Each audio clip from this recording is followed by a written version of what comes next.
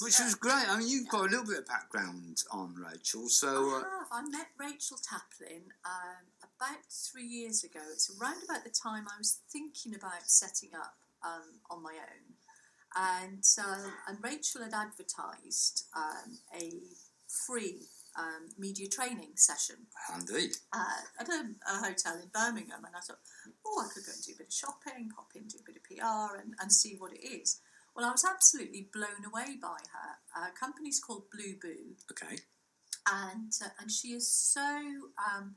the energy from this lady is incredible. And the word "I'm passionate about my business," that passion word has got overused. It's almost a cliche, and I try not to use it. But she really does have an absolute passion for everything PR, and she loves it, and it shines out of her. So there I was in this room with about 40 odd, 50 of us, and she had a few guests on as well who'd used her media services. And what she does is PR training for people who know nothing about it, because PR isn't something that just happens. No.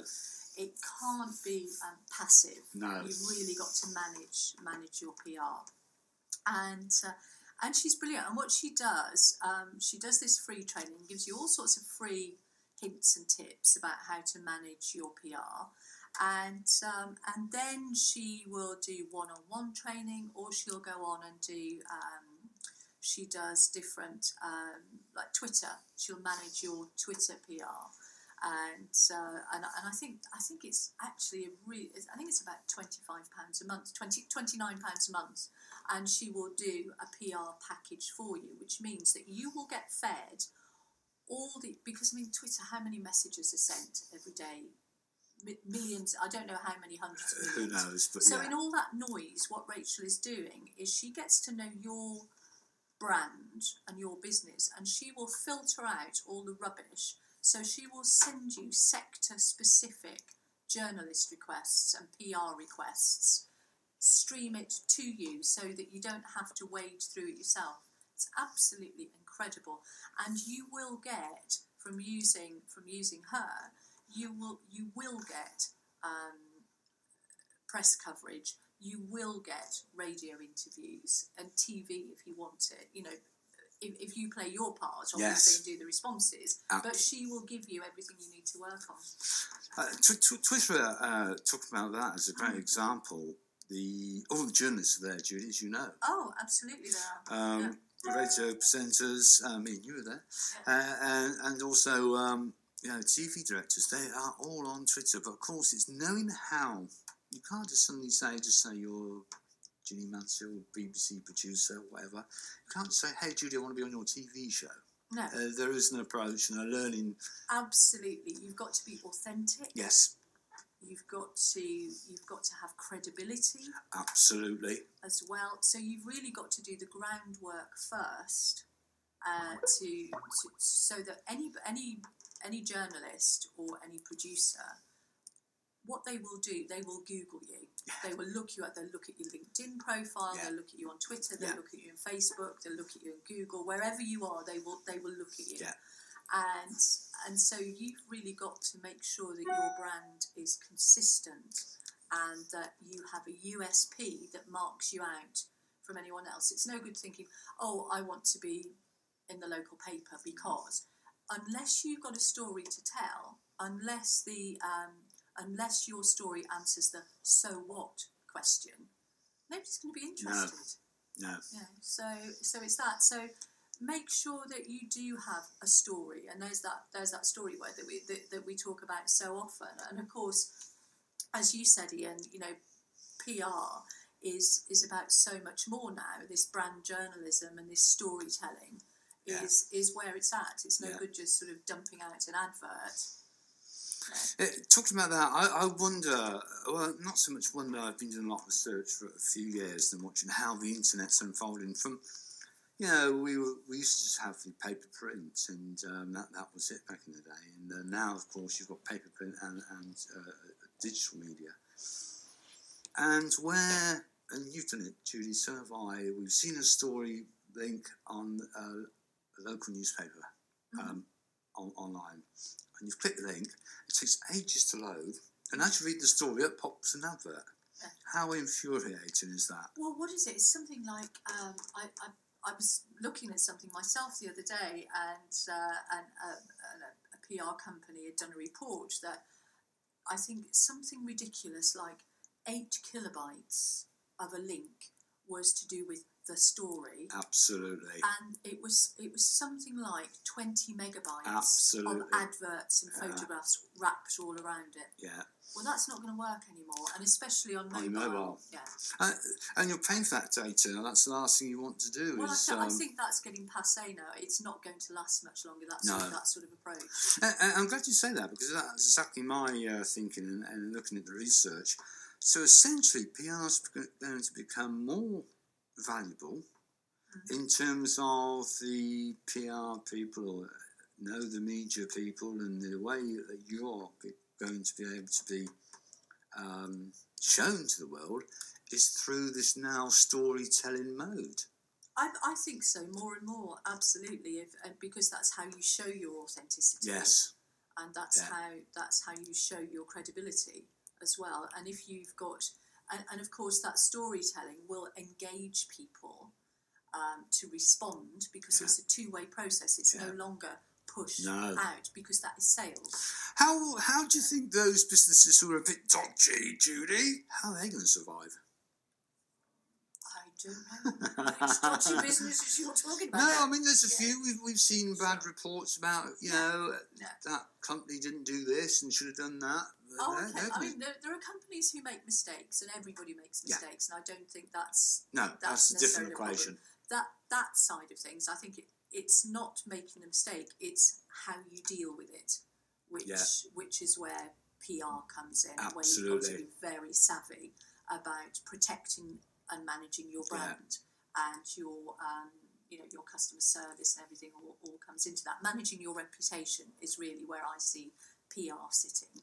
But for dodgy companies who haven't got a good story to tell, well, they don't last long. They come and they go. And once you're found out, then everybody gets to know about it, because they're gone, and that kills them. But I think that the space for them is actually diminishing. So we may not even hear of them in the future. So we may not make those blind mistakes, because sometimes we do buy, very rarely for me these days, but buy from companies which maybe I shouldn't have. But someone came to you then, Judy, to say, you're out networking, and then you go networking, and someone said, "Hey, Judy, I know you do quite well." No, it's not that you do quite well. It's just the nature of what you do and how you've gained great press. What would you say to that business? Say, how do I get great press like you, Judy? I think, be yourself. Have a story to tell. Don't go out and sell. Yeah. Is the thing. Give people the space to buy. And I think, I've learned increasingly that the power is with the consumer these days.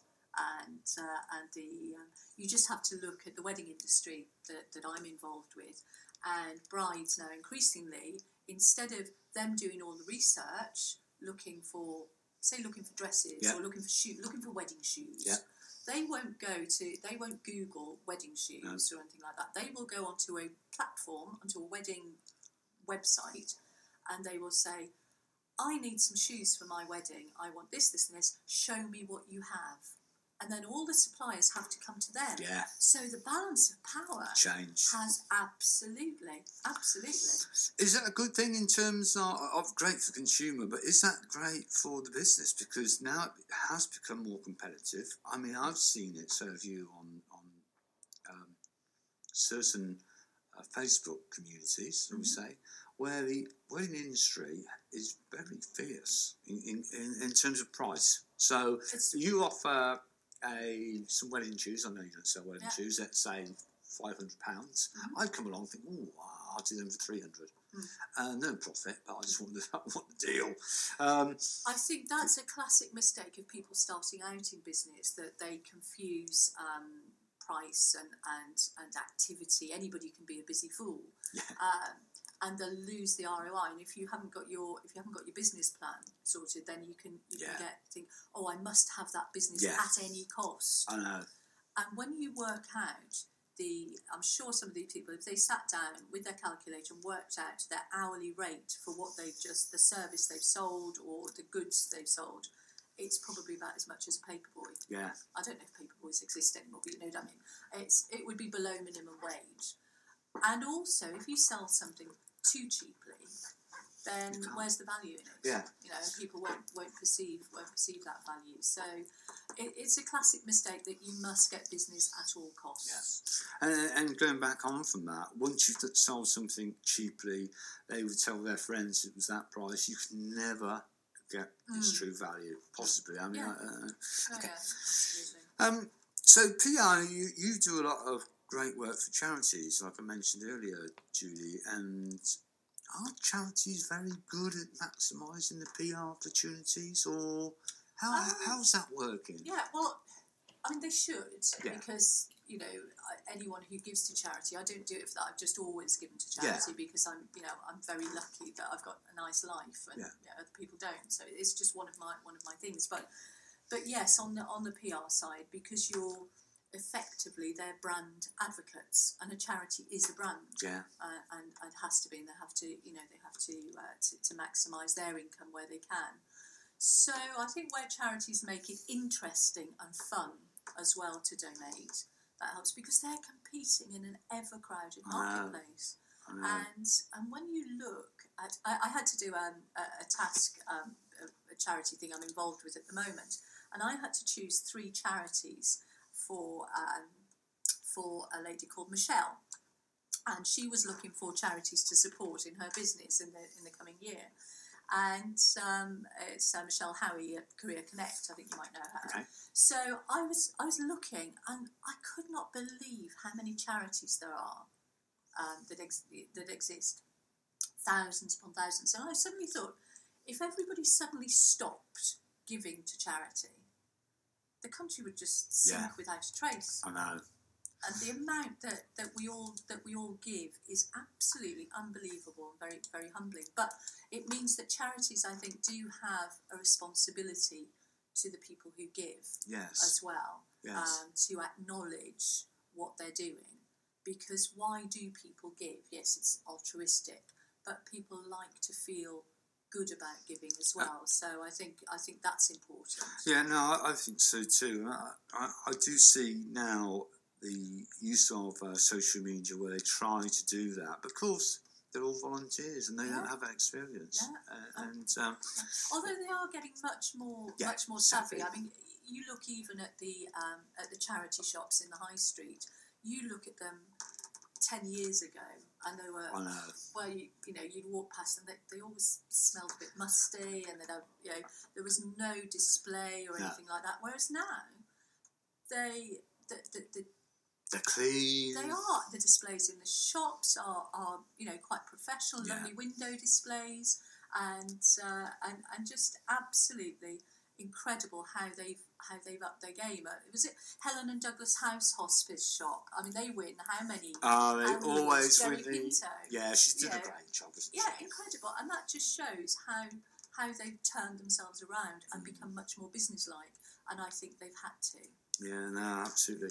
PR disasters. I know we talked about the certain young or middle age, who knows, dentist in America. Oh, Walter Palmer. Yeah. I mean, it's in a way what he did was horrendous, killing that Cecil line. However, that line was sort of there for him, if you like. Yeah. And it's the companies who organise. They weren't mentioned. No. The whole world focused on this one man, and I thought, he must have felt like Cecil the Lion. He was hunted down. Yeah, he was. And sometimes the way the world journalists focus on someone and they get their claws in, and it feels a bit like bullying. And that's not saying what the rights and wrongs of what he did are, leaving that's the morals of it to one side. But his business now is completely gone. I've no idea how the man feels, anyway, emotionally, after this event. But it just shows that you can't divorce your private life and your business life. You've just got to be so careful. It was quite funny. Well, not funny, but obviously from my marketing background, I enjoyed the other dentists in the area saying we don't kill lions type thing, which I mean which wasn't that funny, but there is an opportunity within PR of getting on the back of things that are trending. Yeah. And yesterday, for example, there was some lovely examples. It was National Dog Day. It was indeed, yesterday. And I forgot, and I've got a lovely photograph of a dog at a wedding, and I thought, I could have put that out, So to get on the back of things that are happening is really good, but you've got to be careful because it can backfire on you. Way back in my days in the civil service, when I was working in Whitehall, I was there when the Blair government came in and things changed radically. And Alistair Campbell was managing it, and we all had to learn how to be proactive with PR and managing the news. And of course, you might remember a lady called Jo Moore, who was a special advisor to the Transport Secretary, and she put out that she put a memo out that got into the public domain. The 11th of September would be a good day to bury bad news, and how horrific to do that. So you've got to be incredibly careful what you attach your wagon to, because if you go to something too emotive, then it can backfire on you. And PR companies and corporations have fallen foul of that. Yes, indeed. It's quite a big task, isn't it? And I think it's essential that you get some specialist training at the very minimum. But the benefits, if you get it right, Julie, are enormous. Well, absolutely. And a company that I often think of who got it so badly wrong but are turning it around is Ryanair. Absolutely. Big change there, isn't there? Oh, huge. I used to think of Michael O'Leary. I thought, blimey, he's not a graduate of charm school, is he? And he used to take pride in being abrasive. Yeah. Almost as if, that phrase, there's no such thing as bad publicity. Absolutely. Well, how fake, how wrong is that? Of course, there's, it's bad publicity is awful. But they're turning it around slowly, and whoever the team is they've got in to manage it now and to manage their customer service, they've had to put a lot of work in, but people are now using Ryanair, and once again they're a good competitor to the other low cost airlines. I know. That's amazing, isn't it? And I think that's where we're seeing a lot more from it. Talk about airlines, of course. Mr. Branson is a great exponent of PR, isn't he? Well, the stunts, everybody remembers his space flights and his balloon flights, and him dressing up as a woman. I remember I worked in Whitehall. He set up a massive shop opposite our offices, and it was on Northumberland Avenue. Virgin Brides, which always used to make us snigger a bit, but it was a huge shop, and he opened it, and he was dressed as a bride, and the man will use anything, absolutely, So that, I think, be loud and pull stunts, but you've got to be so careful, to do that. Who else is it that does it? Brad Burton, the guy. I mean, he's louder than loud, and he'll call a spade a shovel, often with an expletive thrown in. Other people are Katie Hopkins. Well, knock her, love her, hate her. You can't ignore her. No. She's there, and people know her brand. Absolutely. So, but I mean, Nasty doesn't. They say Nasty doesn't sell, but she's obviously selling newspapers. Yeah. So it's quite interesting and valuable subject, and I'm pleased we talked about it. Well, hopefully, we're looking at the time at 10 to 11. I think it's about time we also mention our other guests. Everything worked today because we have two other guests. We're coming on around about 11:05, Julie. I think you'll find him fascinating. Another one at 11:35 who's out in the Outer Hebrides at the moment. Wow.